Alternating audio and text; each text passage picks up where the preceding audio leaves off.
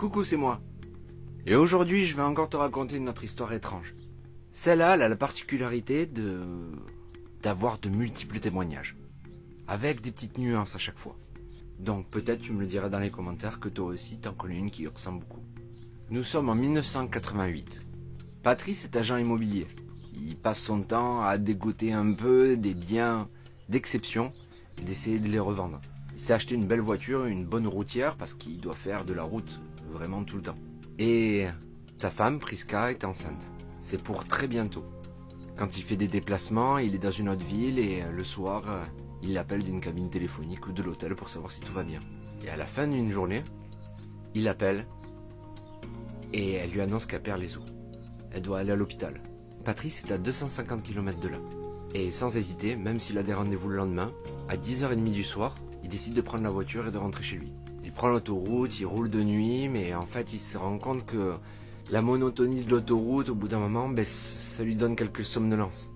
Donc il se dit, je vais prendre les routes nationales ou départementales et ça me tiendra un peu plus éveillé. Même si j'arrive plus en retard, au moins j'arriverai. Au bout d'une demi-heure, c'est toujours pareil. La voiture est tellement confortable, il est tellement bien dedans que ses yeux clignotent. Et puis, sur le coin de la route, il voit une jeune fille qui fait du stop. Patrice, il va être papa. Il sait que sa femme attend une fille. Et du coup, il y a plein d'idées qui se mélangent dans sa tête. Et il se dit, si ma fille un jour se retrouve sur le coin de la route, moi j'aimerais bien que quelqu'un d'attentionné la prenne et l'amène à bonne destination. Du coup, il s'arrête. Elle monte dans la voiture, elle le remercie, et ensemble ils reprennent la route. Elle s'appelle Chloé, elle a 19 ans et elle aussi, elle veut rentrer chez elle parce qu'elle fait ses études un peu plus loin, mais là, elle a besoin de rentrer parce que ça va pas. Patrice, il essaie d'avoir une oreille attentive, mais il est tard, ça fait un moment qu'il roule.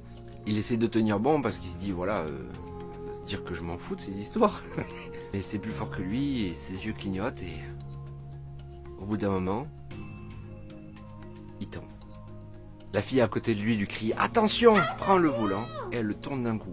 Patrice ouvre les yeux, il voit qu'il est sur la file de gauche en train de foncer vers un camion. Il aperçoit la main de la fille tirer le volant sur le côté et part dans un champ sans aucun dégât. Patrice a le cœur qui bat, il regarde dans le rétro et voit que le camion est dans le champ opposé. Il sort de la voiture le plus vite possible, traverse la route, il va voir le routier qui sort de suite de son camion aussi. Patrice il s'attend à ce que... il y a un peu bagarre. Et en fait non, le routier sort, complètement apeuré, et lui demande pardon. Patrice il comprend pas. Le routier il lui parle, il lui dit « Je suis désolé, ça fait longtemps que je roule et je me suis assoupi au volant. » Heureusement que la jeune fille que j'avais pris à côté de moi, elle a tourné le volant au dernier moment. Et Patrice, il comprend pas. Il le regarde et lui dit « Moi aussi, je me suis endormi. Et moi aussi, il y a la jeune fille qui est à côté qui a tourné le volant. » En regardant dans la voiture, il voit qu'elle est pas là. Il parle avec le routier, il lui pose quelques questions. Et le routier lui répond qu'elle aussi s'appelait Chloé, avait 19 ans, avait des problèmes à l'école et voulait rentrer chez elle. Ils ont échangé leur numéro. Patrice a réussi à sortir du champ avec sa voiture, qui avait aucun dégât, et est parti à l'hôpital pour rejoindre sa femme.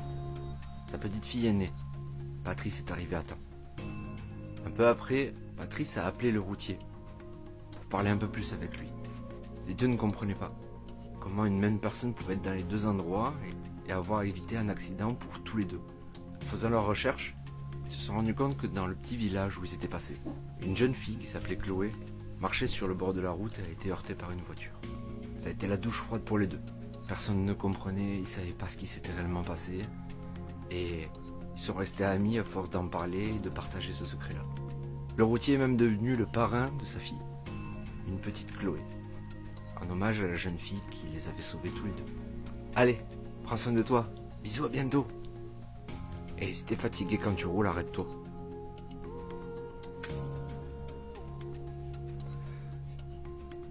Ciao, bisous.